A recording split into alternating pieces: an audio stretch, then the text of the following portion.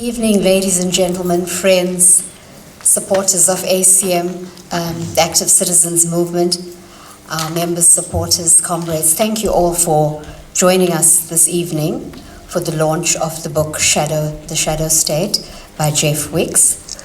We really appreciate you all making the time to be with us today, and we extend a special welcome to the Deokaran family who are also present here with us. On behalf of NB Publishers, Exclusive Books and the Active Citizens Movement, welcome, and we hope that you will enjoy the rest of the evening with us. I now call upon Mr. Aslam Mayat, who will say a few words of welcome on behalf of the Active Citizens Movement. Thank you. Fortunately, I'm same height as Yashika. For the Active Citizens Movement, I deputize for the modest Pops Rampasad. Avalon Group, forged under the pioneering vision of late Musa, succeeded against Herculean odds of apartheid buttressed by big bad business. AB carries the baton of this progressive space, given Mahala for GBV, etc. Viva Avalon Group shout out. News 24 and Jeff Wicks covered the dark underworld of organized crime, corrupt cops, police killing crews. The cat did not get Jeff's tongue on 9 Lives Vusi Musi. Accused of murder, under police investigation for 2.3 billion Tembisa looting, cat gets 360 million police tender. Forget about we have the best whistleblowing and labor laws and constitution in the world. Babita, just study her phone and computer. Just do your damn job. Jeff 8 days in July on the riotous nights over Jay-Z, when government, police, and the rather farcically termed crime intelligence went AWOL, leaving citizens to fend for themselves. We in KZN pray that we're not back here for Jeff's sequel after the disrespectful Duduzile has her badge of honor day in court. ACM is part of the whistleblowing space, having brought together whistleblowers who are ignored, isolated, under siege, loss of jobs, wealth, family, health, reputation, and even life. ACM hosted Cynthia Hijackers on board Stimple, who as group treasurer saved the taxpayer 256 million rand by tipping treasury. She lost her job, income, and reputation. Despite all the praise and laudable sentiments from government, Cynthia unsurprisingly received no job offer or board position from SAA or any other state body or SOE. ACM is invested in Hero Babita, having had the memorial with her family at Heritage Center, another progressive space in Durban. Babita is the romantic, classic whistleblower, clean as a whistle. But whistleblowers come in 50 shades of grey, even from the belly of the beast. The Disclosures Act has not provided protection. ACM made representations to whistleblowing reforms on the ineffective laws grounded in the labor relations arena. NACAC has, in commendably record time, presented a final report on anti-corruption. I speak only on the interim measures ACM proposed: witness protection, job security, financial assistance, legal assistance, and other critical issues and relief that were readily implementable. NACAC did not find favor with ACM interim proposals and recommended instead to the President that he publish in the weekly letter how important whistleblowers are to the fight against corruption, have meetings with whistleblowers to pat them on the back, educate the ministers on the importance of whistleblowing, and last but not least, give posthumous state honors to assassinated whistleblowers. Perhaps instructing crime intelligence police and NPA to convict the not 150 rand, but 10,000 rand bucket list masterminds instead of warring against each other. The Minister of Police and Commissioner were at cross purposes over 121 idle dockets. How could anyone make so blatant a sick joke in a health facility to manufacture fictitious R500,000 invoice for skinny jeans? It comes from arrogance, of knowledge of absolute impunity, going way beyond and above the Triple Nelson 111 officials implicated 4 years later only because of Jeff's persistence. Perhaps spending a fraction of 600 million on whistleblowers enhancement might be more productive. Just to round up, responsible reporting. International media is barred from Gaza, where Israel murdered 280 and counting media staff. That's 1 in every 3 days. Let that sink into the SA apologists of the Holocaust in Gaza. Is media independence covertly threatened? Sunday Times, Citizen and BizNews go on a PR junket to Israel paid by SA Jewish Board of Deputies. So-called balanced articles from the staff, Zionists appear. Only when outed do they, under compulsion from the Ombud, discuss the possible bias. We have journalists like Jeff, and we also have SARS Rogue Unit and Tembisa 10 decuplet journalists. Babita blew the whistle. She faced disciplinary action, was suspended without pay, then removed from procurement oversight. She persisted. Babita was murdered. Her hitmen start eligible for parole in 2026. Auta got Dudu Mayeni declared a delinquent director. Each of us has a duty to get involved in civic activism and make sure Babita did not die in vain. Honoring Babita and Jeff is a start, but we cannot simply pat them on the back like couch potatoes. No one but us can kill the cancer of corruption. ACM calls for Babita's death anniversary, 23rd August, to be declared National Whistleblowers Day.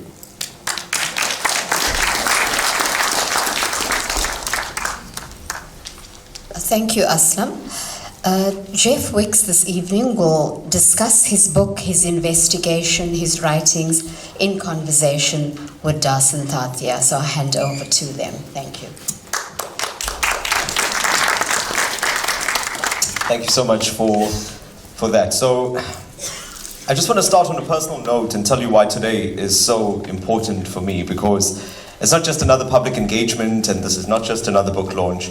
It's so much deeper than that, because I know this guy for many years. I think we met in 2007, 8, somewhere there, and we actually started working together at that point and built a very strong relationship. So I regard Jeff as more than just an excellent journalist, a colleague, and all of those things. He's actually a brother, and he's someone that I'm really honored to be here, to be the one sitting next to him, to have this conversation with all of you. So I just wanted to get that out of the way, because I don't normally say very nice things to Jeff, so I figured I'd do it here. When I read this book, and I have to admit, I read the last chapter today, just today. I spoke to him this afternoon and I said that I saved the last chapter for today because I wanted it to be really fresh, and I wanted it to be top of mind when I came here tonight. I read the other bits of it when I traveled to Cape Town last week. I think I finished about half of it, and I'd started it a few days prior. The one thing that I'll say that really stuck out is that if you read this book and you don't find yourself getting angry, I suggest you read it again. So I'm not here to ask you to throw your popcorn across the room and turn over the tables here. I'm asking you to get angry, because that kind of anger, when it's constructive, is actually what sparks change. So we need more and more people to be angry about what happened to Babita, because she's been failed in so many other ways, and Jeff has outlined that beautifully in his book. So besides all of the other emotions that come out of this, that one for me sticks out. And it's what you do with that anger after reading this book, and after sitting here and listening to this conversation, that will determine what happens to other Babitas. But I'll leave it there. I said to Jeff, I did warn him that I'd probably go on, because it's such an emotive topic and it's so personal. But let me turn this discussion to you, Wicks. I'll start at the end. You said something right at the end, something in this book that stuck out for me amongst the many things that did. You said that you think that you failed. Probably many of the people here, even without having read the book, but having read the articles that you wrote on this topic, would say otherwise. Why did you say that? It's good to sit across from you, and it's good to have this discussion, and thank you for everyone who's come out to listen to us. It's been a slow realization for me, and I still believe that I've failed in many ways in pursuing the story. And the reason behind that is that you look to the genesis of my involvement on the story and my first encounters with the Diokaran family. And it was several weeks after Babita was murdered, and we were obviously pursuing it as a News 24 investigative project. And I met with Rakesh Diokaran, Babita's brother, and I was desperately trying to get him on board. And I was trying to tell him that I wasn't in this to chase a headline or to get a simple story, and I didn't want to meet with him so I could take down a couple of by-the-by quotes. I actually wanted to get to the bottom of this, and the promise that I made to the Diokaran family was central to that, and that was that I strongly believed in my heart that what happened to Babita was a grave injustice, and one with dire ramifications, not only for other whistleblowers, but for our democracy. And because it was so important, that double weight of a personal tragedy and a personal loss for the Diokaran family, and also the implications for our nation, I promised them that I would follow the story to the very last. I would, until there would cease to be breath in my chest, I would chase the story. And I would chase it because the people behind Babita's murder deserve to be brought to account. And I've often looked at what we produce, not only in the way of news stories, but now looking at the book, and what I wanted to try and achieve, it was lofty. I wanted there to be justice for Babita, and I wanted her family to get closure. And I think if I've given them anything, it's been answers. But justice is still completely elusive. We know that the 6 hitmen who entered in a plea and sentencing agreement with the state were sentenced to between 6 and 22 years. So some of those guys have the potential to come out next year. And it's been nearly 1,500 days since Babita was slain. And that entire period, the mastermind who ordered her killing has been able to breathe free air. Contrast that against what the Diokaran family has lost. Babita's daughter, Thathiah, she passed her driver's license on the first attempt. She got several distinctions in high school. She's flourishing now in university. She went to her matric dance. Babita got to see none of that. And that to me is a grave injustice that has never sat well with me and never will. And that's why I do believe that I've failed. But what I have undertaken to do is that this story will never leave my diary. I firmly believe that it won't. The nature of the work that we do means we have to be pulled in several directions, because at the heart of what investigative journalists do is corruption. And as I don't need to explain to any of you, and it should shock no one, that it is endemic, it is everywhere, and it's overwhelming. That said, I fully intend to keep my promise to the Diokaran family and pursue this to the end, exercising every avenue I can, knowing that I am but a mere journalist. And my job is to inform all of you and allow you to make decisions when you go make your X at the ballot box. And to try and agitate for law enforcement reform so that there are no more Babitas, and to advocate for legislative procurement reform to negate the need for whistleblowers entirely. And I think that is now part of my burden going forward. Again, I disagree with the use of the word failure, but you've brought to the fore so many things in this book, and I think something that we find in journalism is that we deal with these numbers, right? 100 million and 200 million, and I think even the public's tired of seeing those figures because they don't actually mean anything. But then when you contrast it with how those numbers now also mean that in many cases you have bodies piling up while people try to actually steal that kind of money. It starts to get a little more serious. How did you manage? You've had your eye on the ball, right? And you've been focusing on this story. How did you stay focused? Because while you were writing the story and while you were telling Babita's story, there were other Babitas and there were other millions that were being stolen. But yet you remained focused and you stayed the course. I think the rarity of this story can be explained by the amount of evidence we were able to obtain. And, that was a mixture of luck and happenstance, but I'll explain it briefly. When I first got onto the story, I wasn't the only journalist covering it. There were many media houses following it. Babita was a known whistleblower. It was obvious she'd been eliminated. And what we needed to try and expound on is why, and who would have had a motive to kill her. And shortly after she was murdered, the Sunday World published a story. And in that was a WhatsApp message that Babita had sent to her boss. And it's a famous WhatsApp message now. It's actually on the back jacket of the book. And it says, "Good morning, CFO. I'm worried that the Tembisa guys might be onto us if we don't release their money, and our lives might be in danger." And less than a week after she sent that message, she was murdered. So that was key for me, and I became obsessed with getting my hands on her phone. And we knew the police had taken the phone and the laptop on the day of the murder, but it then required forensic imaging, and then it can be returned. And 7 months later, eventually, it was given back to the family, who very graciously, by that point, trusted me enough to give it to me. And we took those devices and had them forensically examined. And what we found shocked us. We found that they'd been taken by the Hawks on the day of her killing, and then had been left to gather dust in an evidence store for 7 months. They'd not so much as even been turned on. And when we did our forensic examination, we found those messages, and we found the history of that conversation. So now we could place it into context. And when we got inside her laptop, where there were 60,000 Gauteng Department of Health emails, a rare view behind the veil that we would never otherwise be able to access that depth of documentation. And what that enabled us to do was to really tell a complete story. And I remember when I first did my planning, I'd planned a series of 8 stories which I felt each touched on important syndicates and things that we'd found.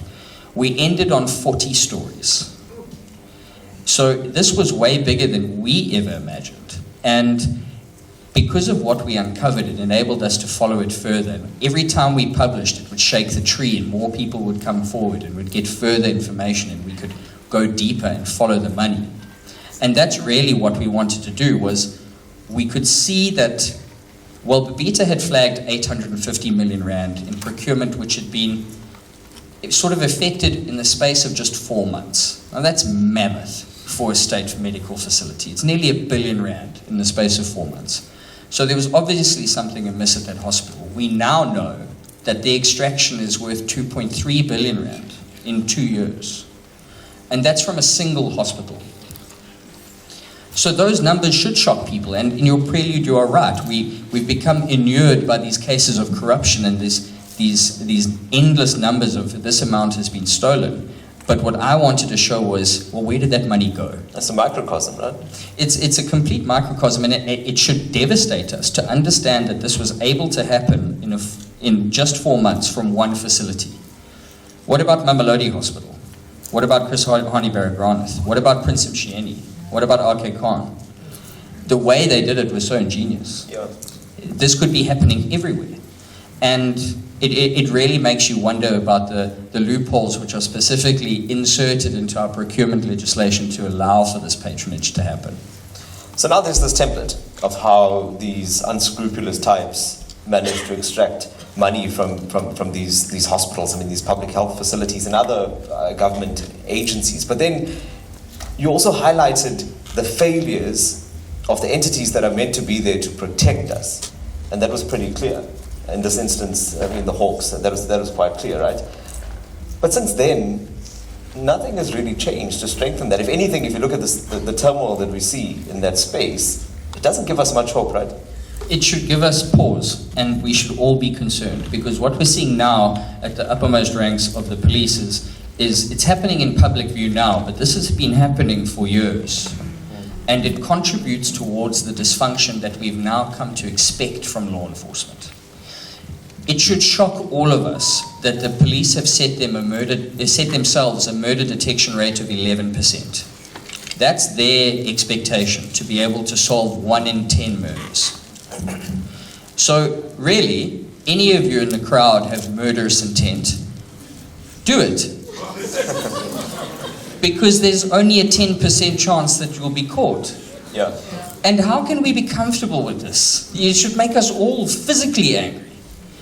Because, and this is also in a country where last year there were 26,232 murders. So what of the forgotten 9?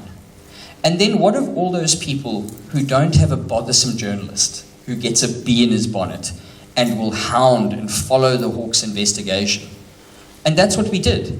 We were able to prove and shame them by saying that they completely cast aside her phone and her laptop as of evidentiary value. And then when you took it to them, they said the investigation is still ongoing, so we can't actually answer your and questions. That's the popular refrain. You know, that's what keeps us in the dark. The investigation is ongoing, we can't talk about it. And because they put up that refrain, there's no accountability for the police officer who should have been doing his job. They cast aside the laptop as evidence. We got it. Within 10 minutes, we found Babita's report. Just by searching Tembisa, we found the report, possibly fraudulent payments out of Tembisa Hospital, the singular 10-page document that likely got her killed. Now, I'm no policeman, but I am someone who can use logic. And if someone has been murdered, then we must try and find out who would have a motive to kill this woman. And I'm sorry, but even if you're the dumbest Keystone cop on the planet, the reality is, if Babita threatened an 850 million rand, in actuality a 2.3 billion rand illicit revenue stream, why would you not look at that report? We found it. Then it gets worse, and I don't want to give away too much of the book, but the police had the shooter in custody, and they released him without charge. We only found that out 3 years later when the trial was concluded, or the plea was concluded. And what happened to the police officer running with the case? He was promoted from captain to lieutenant colonel. And this is one failure that we know about. We know about it because there was a journalist who went to go look. What about everyone else? What about all the other murder victims and the forgotten 9 families who will never get justice? So that's a trope in the book. It's failure and dysfunction of law enforcement, and it manifested in Babita's case. Again, something we should never sit and just accept. We've been talking a lot about whistleblowers, and you speak about it a lot in the book, and Babita paid with her life.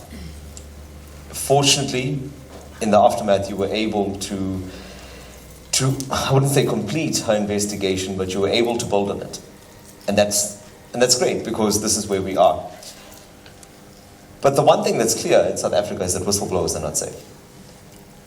One of your objectives, I imagine, in writing this book is to expose this level of corruption, and everyone needs to play a part. But how then do you encourage them to do that if they know that their lives are going to be on the line? That's the fine line to walk, because I think in death, Babita has become a symbol for not only whistleblowing, but good, ethical civil servantry. A woman who actually put the servant in civil servant. Someone who was unable to look away when she saw wrongdoing. I don't think she set out to be a whistleblower, but she's become one in death. And I think the murder of Babita Deokaran had very specific intentions. Number one, to remove her as an obstacle to this extraction, this rabid extraction from Tembisa Hospital, but to send a message to anyone else who was willing to raise up their hand and say, not on my watch. And the damage that does is not only felt in the health department, it is seen by every other ethical civil servant who says, well, if I speak up, and I had a civil servant come to me last night at a book launch and say, I work in a government department, and everyone has a cousin or brother who is getting the tenders on behalf of that family. It is everywhere. And people are unwilling to speak up, and they'll be cowed by fear. And that's why it was important to tell the story, because it reflects the everyday reality that South Africans face. And it's important to tell it in the most vivid degree possible, because the damage of this is near impossible to measure. How will we ever know how many people didn't come forward, who didn't raise their voices, who stayed silent? And that's what we need to correct. We correct that by holding the villains in the story to account as far as we can, understanding that we are just mere journalists and some of you are mere activists and mere citizens, but we all have a role to play to try and correct this, because if we don't, we risk slipping into mafia state and backslide territory if we're already not there. The system is so broken, Wicks, and it was clear because when Babita spoke to someone that she thought that she trusted, a superior, thinking that she was doing something good, it then ended up with her dying. Do you think, with the system being so rotten, so broken, is there anything that can be done, any structures that need to be in place, any changes that we could see that would actually protect whistleblowers, that would allow them to expose this type of corruption and, I wouldn't say fix the system, but at least improve where we are? That's a great question. And I'd just like to start with speaking a bit about Babita's direct manager, Lorato Maggio. When you buy the book, you'll see this is her face at the bottom here. Now, what happened with her was that she was the one who received Babita's report, and she was also the one who lied to Babita and said, this matter has been raised with the HOD, it's receiving attention, we will investigate. And her report basically asked for two things. It was to place a freeze on 100 million rands worth of outgoing payments, and then investigate 850 million rand in procurement deals. Lorato Maggio never raised that up the chain of command. After Babita died, her report was buried, nothing was done. And I mean buried to the extent that when we first started asking her questions about it, they denied its existence. Then we published the emails with the report and could prove that she'd received it. And lo and behold, the 100 million rand that Babita had frozen was unfrozen, and it was sent to its beneficiaries. So that's Lorato Maggio's role in this, either so beyond negligent and inept that she allowed it to happen, or she was complicit. And I'll leave you to decide once you read the book and we've laid out the set of facts. But how do we fix this? It's relatively easy. We are now in the year 2025. We send people into space, but South Africa cannot develop an online procurement portal that would have the checks and balances built in that remove the human frailties of the system. Tembisa was allowed to become a trough because they bought the entire value chain, from the person originating the order to the SCM staff. Everyone was in cahoots working towards a common goal. An electronic portal with checks and balances and guardrails in place removes the human from the equation, and it becomes difficult to then tamper with documents or use outdated documents. And I mean, it beggars belief almost that if you, I mean, I hope none of you are tenderpreneurs, you may be, but if you were to go submit a tender, even to an SOE, it would be required in paper. You must go drop it in a box. It's like we live in the dark ages, and that's foisted upon us because it allows the loopholes to continue, and it allows the extraction to continue, and that extraction fuels patronage and has become completely intertwined with politics. That is the status quo. We all know it. We read about it every single day. And if we want to fix it, there needs to be political will to do so. And you cannot tell me that in 2025 it's impossible, because that's just a bald lie. Wicks, I want to move to the other part of this book, which is what I really appreciated. It was the human element. And you've always told a human story. You've always been good at telling human stories. And you really did that. When you captured, even though you're not a relative, probably, I mean, you've never met Babita, but you were able to capture her essence through that book and through the trust that you built with the family. I remember saying to you the other day that something that caught my attention was that you were able to bring in the cultural nuances so well for someone that is generally unfamiliar with the culture. And how did you do that? And so it was by making myself a feature in the Diokaran home. And I mean, I have Uncle Tony and Babita's brother and all of her relatives. She comes from such a wonderful, beautiful, tight-knit family, and they were so welcoming of me, just willing to just sit with me and talk to me about Babita and talk about her stories. Because it was one of the greatest challenges in writing this book was that I'd never met Babita. And now I need to encompass who she was, because not telling that story of her life, being a single mom who doted on her daughter, and being a loving sister who would pepper her siblings with recipes, and and we saw that on her cell phone. We could see the love in the family, and I'm honored. I'm honored that the Diocran family trusted me enough to let me be the one to tell the story. And I feel privileged to do so, and I'm indebted to them for all of their time and everything that they've given me. Even though we will need to talk about how spicy we make the food when I come to visit. It's delicious, but my body reacts in a way that makes it seem like it's not. It's merely a physiological reaction. And that's something I need to work on, which I will. But, I remain indebted to the Diocran family for letting me be the one to tell the story, and I've tried to do so responsibly. And as an honorary member of the Diocran family, an honor which was bestowed on me last week, I consider that one of my greatest prizes. And I'm sure now that I'm a member of the family that I will get feedback if I've done a bad job. But, it's part of the story that could not go untold, because it's part of the human tragedy, and it's an exemplar for us to understand that corruption is not a victimless crime, especially when you steal from the state. Yes, they have unlimited budget funded by the taxpayer, but when anyone stands in the way of these illicit revenue streams and these underworld networks, they're eliminated. That's a victim. So the cost is counted in bodies, right? The cost is counted in bodies, and then we can expound on that further by saying, okay, our state hospitals are generally in some degree of disrepair, whether it's understaffing, and it's particularly bad in Gauteng. I mean, recently, the Gauteng Health Department had to return 700 million rand to Treasury, which was destined for cancer patients. That means that if you are unfortunate enough to suffer from cancer and you are indigent, the government hospitals cannot help you. You may as well start planning your funeral. It's a fait accompli. And then what about all the patients of Tembisa Hospital who are now without equipment and without staff and without PPE? And the cost is measured in lives. And we need to draw the connection between the extraction and theft and the human toll at the end of it. Life Isidimeni is another example.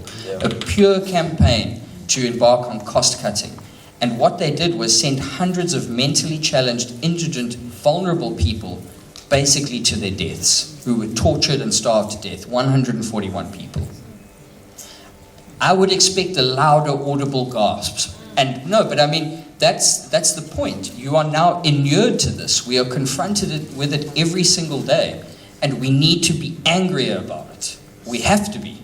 Because you get what you put up with. And that's where things need to change. This book is honest. And I think that's what appealed to me. Because, again, I know Jeff for a long time. And while I was reading it, there were certain things that you'd written. And I thought, no, I can hear him saying this. And especially the sarcasm, I mean, that came through very strongly in the book. And I appreciated that. And I think that you'll appreciate that honesty as well, because that's what you need. We have enough of the acceptance of all of the wrongdoing and all of the people that are taking us for a ride. When you were writing this, and you were then putting all of these pieces together, was that a natural type of element that slipped in? Did you find a need at any point in writing the book? Did you feel that you needed to step into Jeff the journalist mode and remove all of that, or was it just this natural trait that you brought forward? I try not to limit myself with my sarcasm and my general bile, because I know that. I mean, this story makes me angry. It makes me angry when I talk about it. And of course, as journalists, we must be balanced, but really and truly, our only allegiance is to the fact. And I can back up every word in that book. Yeah. So I challenge any of the villains to come and sue me. I will happily take your money. But beyond that, it was also about my story and telling that as well, because this has not been an easy assignment. You know, investigative journalism is seldom glamorous, and it by and large has been the most challenging assignment of my career, not only because it's been so long, but because it's so complex in its nature. And in essence, the story I wanted to tell was how we tried to finish Babita Deokaran's work. Yeah. And the book begins with her death, and then it follows how we tried to peel back the layers and tried to finish that last investigation that she'd embarked on. That was so important, not only for the Gauteng Health Department, but for the people of South Africa. And that's what I hope resonates with people. It will give you a view of what journalism looks like from behind the headlines and behind the stories. And you'll get an understanding of what it took from me and what it took from my family and my life, not writing the book, but telling the story. Balancing the personal ledger, is that what you called it? And it's this weird existential conversation that you must have with yourself as a journalist. Not only investigative journalists, all journalists. There will be times in your career where you're confronted with the potential that a story could cost you your own life. And then you as a journalist must decide what the value of that truth is. Is it worth telling the story? And don't get me wrong, this is not an exercise in my bravado. I was shit scared at times. Yeah. When we found Babita's report, we knew that it was a document that she had probably died for filing. And now we would inherit that danger. And we would inherit that danger in a way that is very public. We push these stories out to millions of people, and my byline is there, because that gives us credibility. It's a layer of credibility that journalism desperately needs, just to avoid having a Tembisa 10 babies scenario. So you are reading my work. I'm placing myself in the open. And there were times where you sit and you consider the permutations and you think, well, perhaps I will die in my car. Perhaps I will meet the same fate as Babita, because these are men who have killed before. You said you were waiting for the bullets to come. I have not had a comfortable drive in 4 years. It's a constant exercise of, have I seen that car before? How many people are in it? Are the windows down? Why is it driving so erratically? I change my routes when I travel. The schedule, I don't have a schedule. I leave at different times, I go home at different times. And you also had that ugly work car at some point. I have a fleet of ugly work cars to change up my pattern. And you know, at first I thought perhaps you're just being paranoid. But I'd rather be paranoid and try and sort of alter that and weaponize it into hypervigilance, because the unfortunate reality, as well as this will not be the last dangerous story that I pursue, because corruption is so endemic. And we've got to change the way we perceive it. These are not just unctuous individuals like Edwin Sodi, who have this garish display of wealth. Corrupt networks that target the state's 1 trillion rand procurement spree annually have now become intertwined with the underworld. And if you threaten that, there will be consequences in some shape or form. When you read this, you'll have an appreciation for what journalism is or what it was. I wrote something the other day and someone said, oh, it's so long, I wonder if it's AI. And I was like, no, we're too old school for that. But I mean, this is what it is, right? And that's why when you said now that you stand by everything that you've written there and no one could legally challenge you, it really holds water. What do you want anyone who reads this to take away from that? Take away from the effort that you've put in. You've put your life on the line, and you are now saying, look, essentially you're saying we need to stand up to this. But what for you is the takeaway for anyone who reads this book? I think the takeaway should be twofold. I think firstly it's an acknowledgement of Babita's sacrifice. It should force every one of us, and please do this when you read the book, put yourself in her shoes. What would you have done if you'd found that spending pattern at Tembisa Hospital? That's the reality I'd like you to confront. And you honor her memory by doing that, by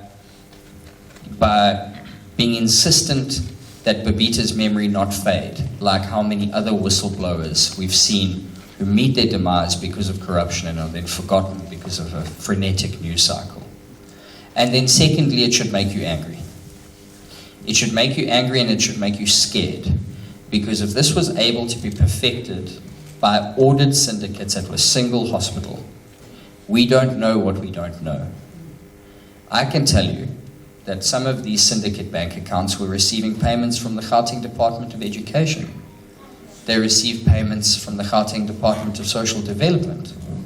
Some of the syndicate bosses you'll read about were being paid by hospitals in KwaZulu-Natal. This is here. It is everywhere.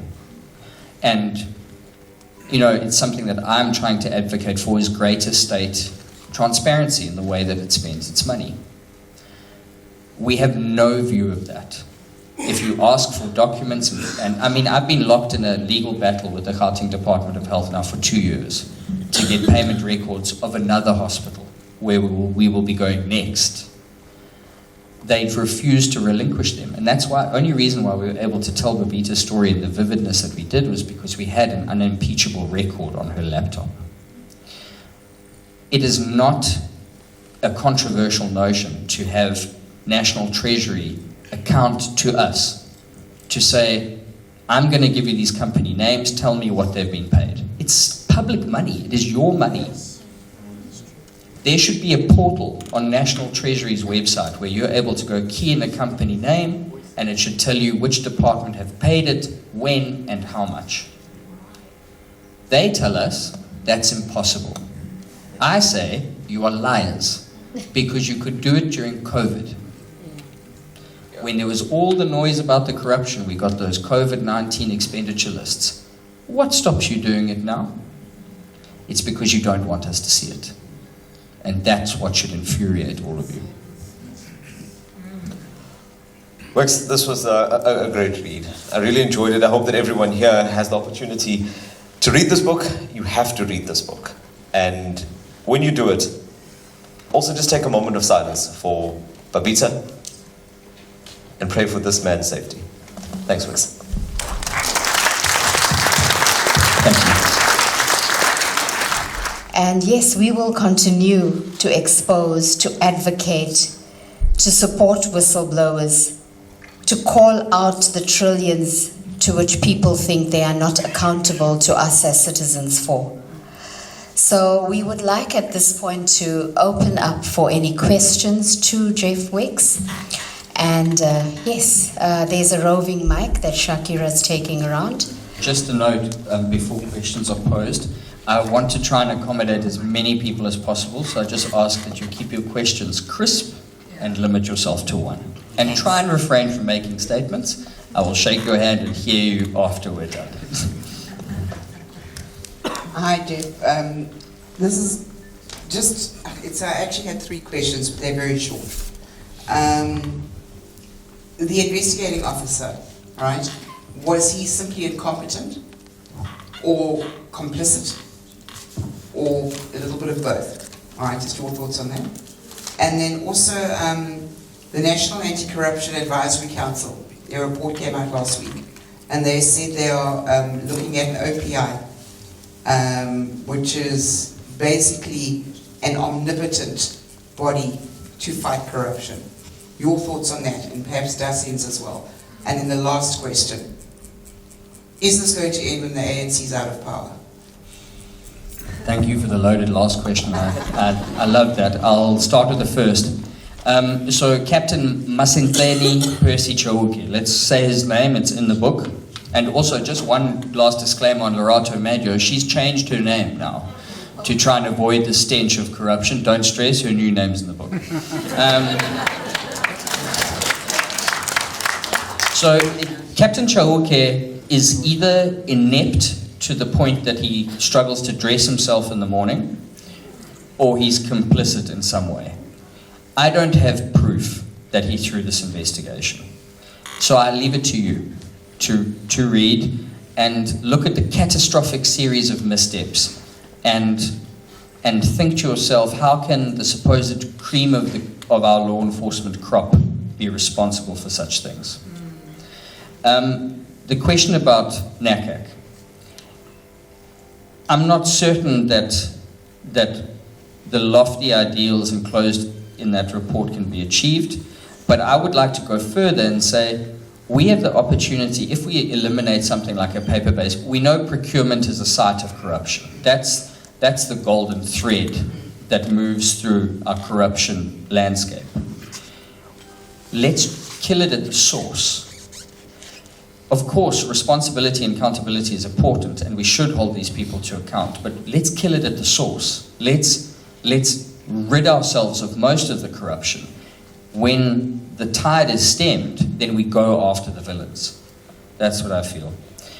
Will it end when the ANC is out of power? I have a cynical view of most politicians, because every human is fallible and every human can be bought, especially politicians we've seen.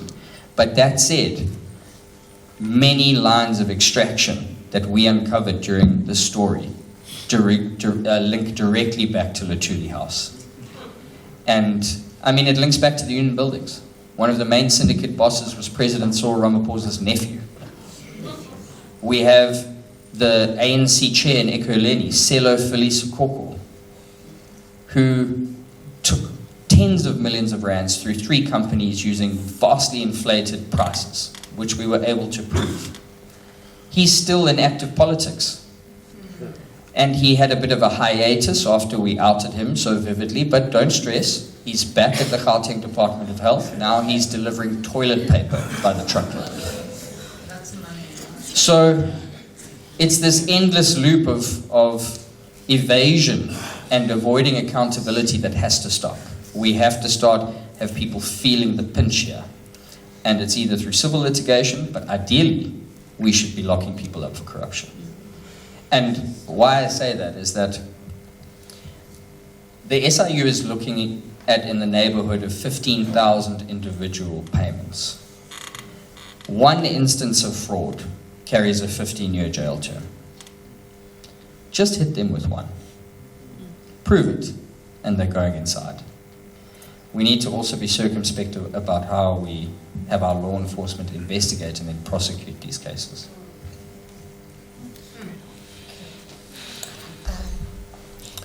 It's Pastor Tony. I want to answer one of those questions. Sorry, Jeff.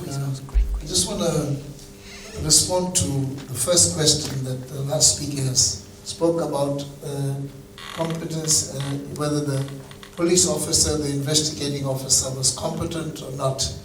But immediately after Babita passed away, myself and her brothers and one of her sisters, we went over, I'm Babita's brother-in-law in fact. So we went over to meet the investigating officer. And I don't want to mention his name right now.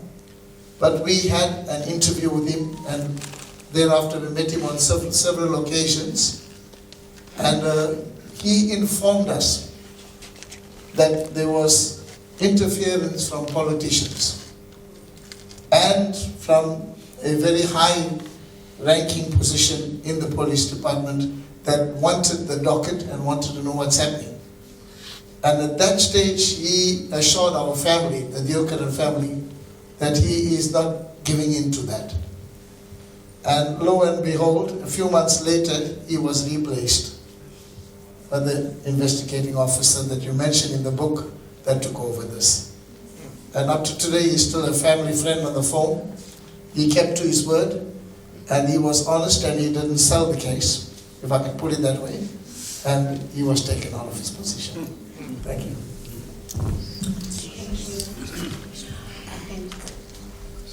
Can I go for it? Hi, I'm Alison Skuman, aspiring politician, attorney, officer of the court. So what we are discussing here is obviously very disappointing. I just want to know, did you at any chance have an opportunity to interview Minister Cele at the time and get his view on the failure of police, law enforcement, and detectives? And secondly, are you going to be taking up Makwanazi's release to the public and follow that story and do what you did for Babita and that? Because I think that's important as well, when you stand behind somebody that is so brave to go public and expose these things? So the first question first, no, I never engaged with former Minister Thathiah. I didn't believe that it would achieve much, if anything at all, and I think I'm right. I did, however, try to engage with the various investigating officers. They all sent me packing, and now I know why. And on Mkhwanazi, I think we need to be cautious. You know, Lieutenant General Mkhwanazi is an incredibly popular figure, especially in this province, and he's popular because he takes no nonsense. You know, criminals seem to die. I think I even commented on one of the, I mean, this is a man who knows about what being busy is like from Mkhwanazi. And I commented on one of his posts, and I said, I don't even think the police in KwaZulu-Natal are issued with handcuffs anymore, just body bags on their hips. We mustn't celebrate that. We should never celebrate an abandonment of due process. I understand why people want to, because we've been so beaten down by crime. But do you remember the last time we lost due process? It was pre-1994. We cannot afford to go back there. I understand why he's seen as a hero. He's the hero that people want, but not necessarily the hero that people need. That said, he has pushed a lot of the dysfunction in top police management to the fore. We have been exposing the networks that he spoke about since the 17th of April last year. We were the first to break the story of Katiso Malefi, the mastermind behind the murder of Armand Swart, and now the alleged mastermind behind many other murders. Kat Matlala. Babita Deokaran was the first person to put him on anyone's radar. She found him at Tembisa Hospital. And while he was under investigation for procurement fraud by the police, he gets a 360 million rand tender from the police. Make it make sense. I can't. So yes, we will pursue every avenue possible, because what he has done, he has showed us how rotten things are in the uppermost ranks. And that's why this commission that we have upcoming is so important, because we've been yearning for reform in the way policing is enabled and executed in our country, because we must be frank, they have failed. The police cannot deliver on their constitutional mandate. And as I make these sweeping statements, I must acknowledge that there are still good cops. There are still good lawyers, but they operate in a system which is broken. They are paying for their own stationery. They are sharing cars. If they have a computer, they're lucky if it's a laptop. They're lucky if that software was updated since 2013. We do not enable the good cops to do the work, because they work in an environment where corruption is so rife they cannot trust their colleagues. It points to a greater issue, and it manifests in Babita Deokaran's case. Thank you. Yes. Thank you. I just want to give some insights as to how difficult it is to work in the space that Jeff is working and the Active Citizens Movement. There has been reports of retaliation against whistleblowers in the Eastern Cape Department of Health, the Robben Island Museum, and now we heard about 2 days ago the government pension adjudicators, I think. So with the Robben Island Museum and Eastern Cape Department of Health, we've written to them a couple of months ago, asking them about, basically what we do. Why are you retaliating? What processes do you have, etc., etc. Up to now, we haven't had a reply from them. So our attorneys are considering making prior applications, which we'll do. Today, I just sent a letter to my chairperson regarding the government pensions. It's a 9-page document. We're sending to the Minister of Finance, the CEO of a forensic investigation firm. I won't mention the firm, but it's in Jeff's article. To the Public Protector, and that's the South African Human Rights Commission, inquiring about the contract that this firm got to find out who leaked the information regarding the 2 billion rand or 500 million. I can't remember the figure, Jeff. Billions. Billion, okay, that billion contract that was awarded. It's a difficult space. Further, a couple of months ago, we engaged with a company that's written a report on the so-called rogue unit. It's a big consulting company. And after to and fro, a couple of letters between us and them, the company, they handed us over to their lawyers. And the lawyers came back and said, my client refuses to engage with you. So we wrote back to the lawyer and said, listen, we're asking a simple question. We want them to account for who in the SARS rogue unit narrative, who was colluding with you, or you colluded with. So since then, this company has got a new CEO, so we're going to write to the new CEO now. So we're going to keep it. It's a difficult task that we have, but Jeff, we must do it. We've got to keep it into it, hold them accountable for things that they are not saying to the public. You must be annoying, Pops. I'm professionally annoying. And I take pride in doing it every day.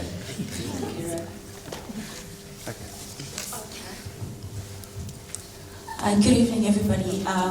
Special greetings to you, Jeff, industry colleague, brother Dasen. I always call him my brother. And everybody that's here, especially the current family. Perhaps my question would be, Jeff, have you ever maybe think about this Lerato character, or former Lerato now, that perhaps she might have been threatened as well to ever say anything regarding this saga? And I've interviewed quite a few whistleblowers as well, and what I've picked up in most cases is that they actually themselves are very scared. They get threatened all the time, their families and everybody that's around them. So my thinking around this Lerato character, I think she might have been threatened to ever speak, or I don't know. What's your thought on that? What's your view on that? Thank you. I don't think that's the case, and I'll tell you why. So, the anomalous spending that was picked up by Babita should have been picked up by her. And on the prospectus of all of her actions, she looks complicit. And even if she was not complicit, even if she was threatened, the woman died. She was ripped away from her family. If there was ever time for a person to find some spinal fortitude and do the right thing, it's when she went to Babita Deocran's house and pretended to be upset. Yes, I think there was a hand. Okay. Hi Jeff. Thanks very much. It's been great, and I recommend everyone to go and subscribe to News 24. Get a DSTV contract to watch the NCA. These are important stories that these guys tell, and they're working under tight budgets, and it's a difficult climate out there. So he wasn't paid. Please do your bit. My question is, I do a lot of campaigning in the local government space, so I have a fair understanding of the Municipal Finance Management Act, which has quite, even though it's not really followed, we know this, but there's quite a lot of requirements in Section 75 of what must be public. Through your inquiries and investigations, I imagine that would fall under the PFMA. What does that actually say in terms of what information must be made public? Well, I must say I'm not as familiar with the specific clauses within the PFMA, but I will say that I'm of the view that public money is open to public scrutiny. It's your money. We all fund it, and I don't believe it's controversial to ask for records and then be given them. The state is meant to publish its tender documents when it awards tenders. I challenge any of you to go and find them. You will struggle. There's an intentional opacity in the way that the state spends its money, and the only conclusion I can draw is that they're afraid of what we'll find. So case in point, Tembisa Hospital, in effect, what Babita found and what our investigation has revealed is 2.3 billion rand that is now ripe for civil recovery. So as the health MEC, I was approached by a journalist and said, well, I've got evidence that something's happening at Mamelodi, show us your books. I'd be like, fantastic, find the money. We can get this money back. Why don't you? Why do they hide it from us? Why do they pay lawyers to help hide it from us? So, I think that strikes to the heart of the issue. And that said, I would be firmly behind strategic public interest litigation to force Treasury to produce an online portal. Because things like Thathiah are wonderful, in theory. They seldom work. Thathiah doesn't allow for continuous disclosure. You will get information that is outdated. Why can there not be a portal that I can find your company, which is public information, and I'll see who's paying you? Then I can go and ask questions of that specific department and try to justify that expenditure. And I'm sorry, we have these villains who now try to hide behind Popia. It simply will not work. And we need further legislative reforms that strips them of privacy when you deal with the state. Of course, we must balance our constitutional rights, but as far as I'm concerned, if you're being paid by the state, you lose your privacy because you are now funded by the taxpayer.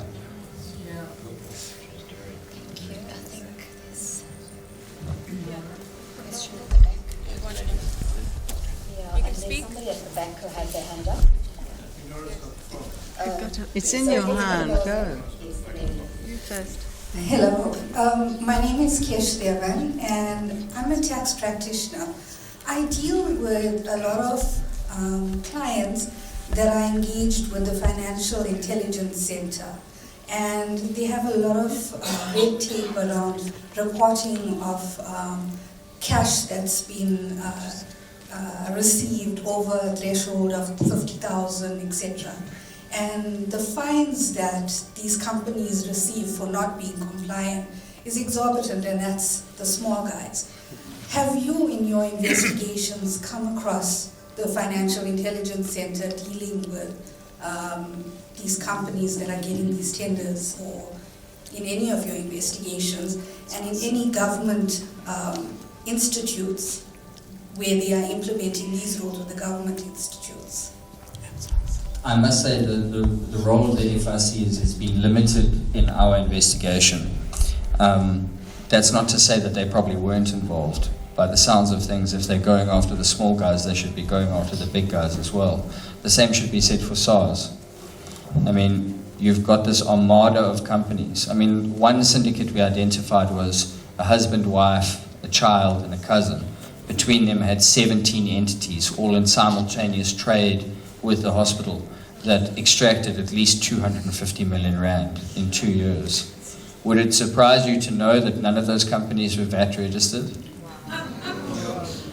Would it surprise you to know that none of them were registered with the South African Health Products Regulatory Authority, which requires a license to deal in medical goods? The system is broken. Those checks and balances exist in the way we procure things. You must be compliant. They were forcefully ignored for the reasons of extraction. I'm sorry, I know that doesn't answer your question, but I spoke around it. So Nora first, and then the gentleman at the back. Thank you. Yes. Greetings, everyone. I'm Dr. Nora Saneka, Chair of the Active Citizens Movement. And here we can see the importance tonight of social solidarity, that one person's voice on their own is easily targeted. If we unite together, we're able to support each other and fight against this evil. So my question is whether Jeff sees any connection between the present scapegoating of foreign nationals outside hospitals and medical facilities here in South Africa and the looting of our health system. Thanks. I'm so glad you asked that question. I'm so glad, because I had a similar question last night, saying, what about all the foreigners who are eating up our health budget? I don't know about the whole health ecosystem, but I know a lot about Tembisa Hospital. And I can tell you that every single person extracting funds from that facility is a homegrown, proud South African. The foreigners do not place a burden on our healthcare networks. They don't spend the money correctly. If they put put value for money at the heart of state procurement, which is where it should be, we would have an abundance of resources. We wouldn't need aid from the orange man. It's convenient now that we can scapegoat and blame foreign nationals. They're an easy villain to sketch for people who are unwilling to confront the sad reality that it's our people who are doing the stealing. It's okay, so the gentleman at the back, and then Ashok, and okay, last five. So please go ahead. Sorry, apologies. I think you can hear me then. Yes. Okay, so my question, right? I'm assuming, that, not assuming, it seems clear that Babita caught these transactions at the point of payment, right? Who signed off on the invoices that they should be paid? From the technical side or from the budget holders' side? What did you find? Who were the major players there? Also I'm an excellent hearing question. about Larato. Yes, that's true. But the reality is, and what you'll find is that those extractors at Tembisa Hospital have captured the entire value chain. From the point that the order was originated, the need was contrived, it went to the Budget Control Commission, or committee rather, and a lot of the spending at Tembisa Hospital was done when the facility had a negative budget. Then it goes to the Supply Chain Management Office and they engineer an outcome by picking 3 companies, none of which were used or found using the CSD as a guide. You pick 3 entities within the same network, the outcome is engineered, it's signed off by the hospital CEO, it goes up to procurement at the provincial office, they issue a PO, it goes back to the company and they get a goods received certificate and they are paid. The entire value system was captured because there's no evidence to suggest that anything was actually even delivered to Tembisa Hospital. What about the skinny jeans? Skinny jeans, prime example. Couldn't find them. The bonded leather wingback chairs, like you would see in a cigar lounge. Tembisa Hospital bought 150 of them. Couldn't find those either. Thank you. Ashok Chandika from Active Citizens Movement. Just 2 points. One, the role of the banks and the banking system. Has that been elucidated enough? Are they being bypassed in this whole shenanigans that are going on, and don't they have a lot to answer for? Because it's their systems, it's their accounts, it's their transactions where the money is flowing. And as the late former minister said, Praveen Gordon, you need to follow the money. He also said join the dots, but you also need to follow the money. And the second question is about those police dockets. Must contain a mine of information. Do you think that the name of the mastermind is in that docket, and is it imminent that it will be revealed soon? I do think the banks have a role to play, but it speaks to the point I made earlier about overall transparency. Banks are obligated, I think they're called suspicious transaction reports to the FIC. I would love for those to be made public, but we have to balance people's legitimate right to privacy versus, our right to understand how state money is spent. So I think there's validity in calling for further transparency in that respect. And your second question, sir, I'm going to decline to answer. Thank you. Is it in the book? A lot of the talk has been on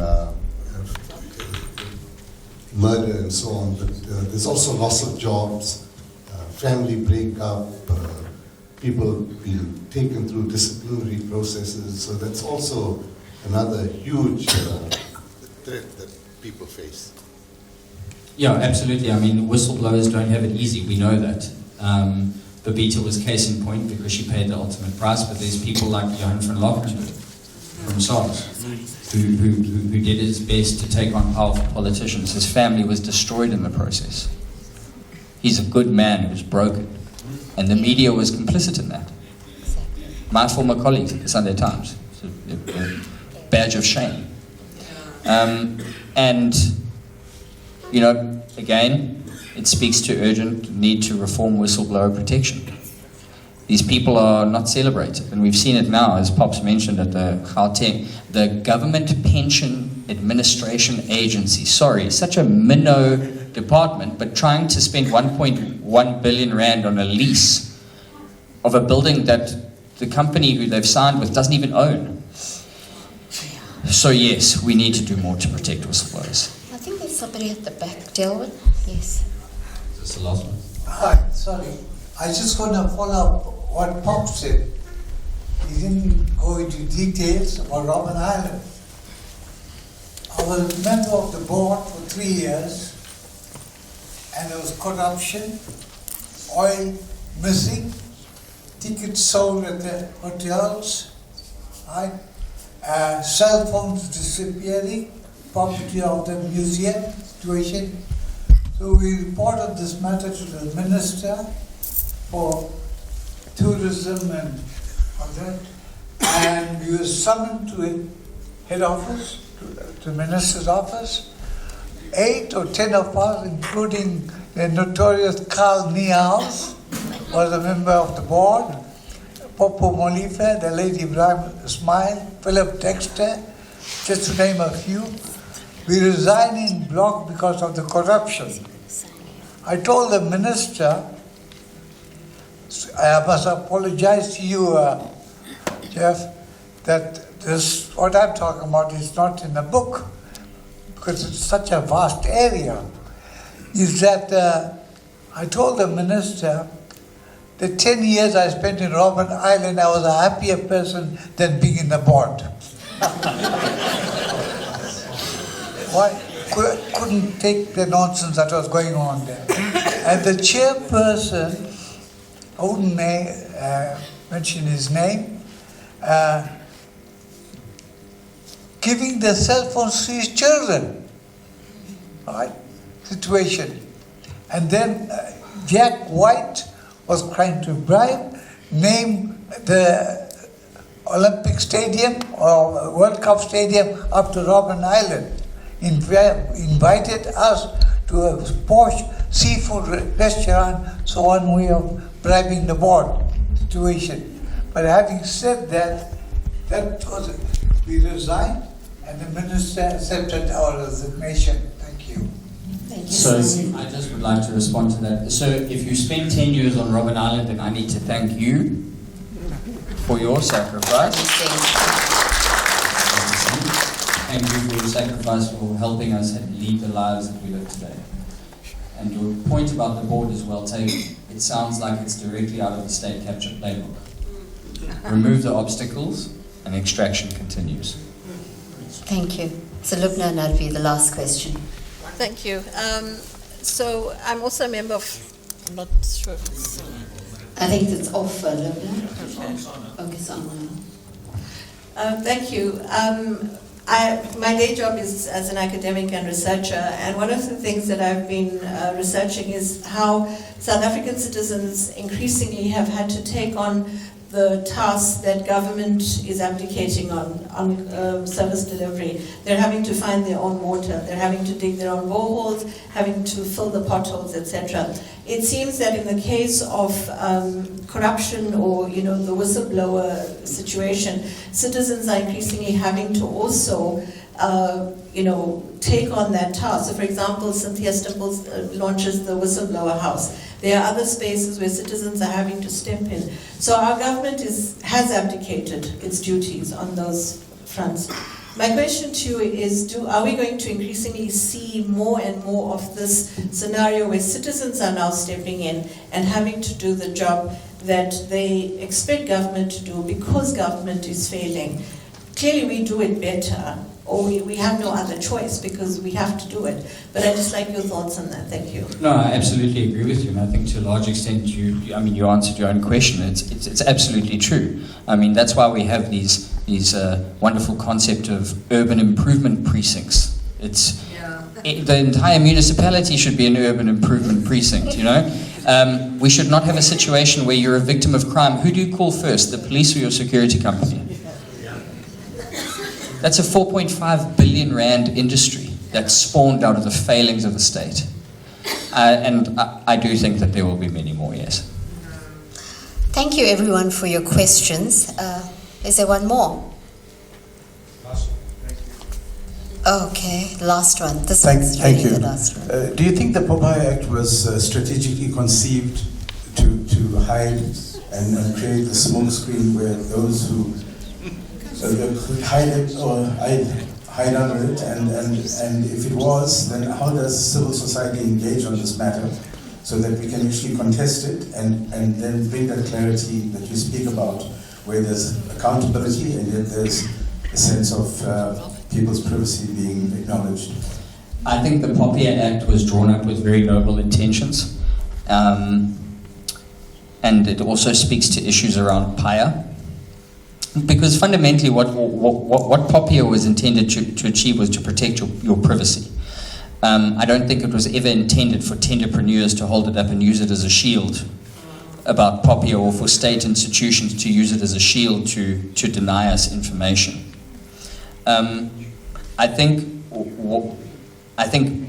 your efforts would be better placed in advocating for the enforcement of PIA legislation. So, for those of you who are unfamiliar with PIA, it's a Promotion of Access to Information Act. It sets out a wonderful process for you to request government documents. But they ignore it. I used the example of Mamelodi Hospital. We submitted a PIA application. They have 30 days to respond. If you receive no response, it's considered an automatic refusal. You then submit an appeal. They have 30 days to consider that. If you don't receive a response, you should consider your appeal dismissed. That happened. I went to the information regulator. I complained. They said I didn't use a form with their letterhead. I must file my PIAs afresh. I filed my PIAs afresh. They ignored me. I filed the appeal. They ignored it. I went to the information regulator. They subpoenaed the department. The department ignored the subpoena. We asked that it be referred to the Enforcement Commission. They said no. Then the department said, we'll give you the documents, but we're going to redact all the personal information because of Thathiah. We entered into a settlement agreement in which we asked for payment records. They gave us payment records. They forgot that I had Babita's laptop, and I went and was able to prove that they left 50 purchase orders out. We also asked for all the audit and risk reports for years across all facilities. They gave us one. They gave us the one we already had.